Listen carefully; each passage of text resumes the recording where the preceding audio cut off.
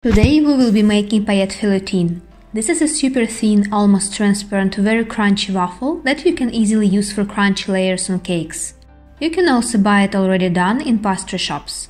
But it honestly doesn't make much sense, because it will take you 15 minutes of your time to homemade them and will save you some money as well.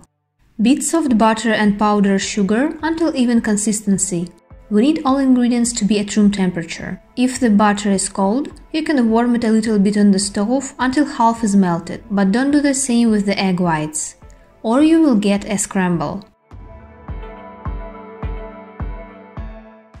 Then add the egg whites and mix again.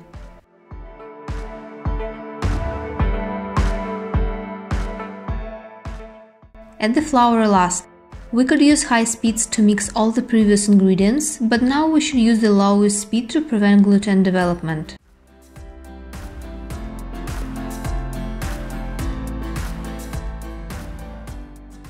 Stop the moment you see the flour is evenly mixed. Put the dough on a silicone mat and distribute it across to form a thin layer. The thinner it is, the better. If you can make the layer of the dough transparent, perfect.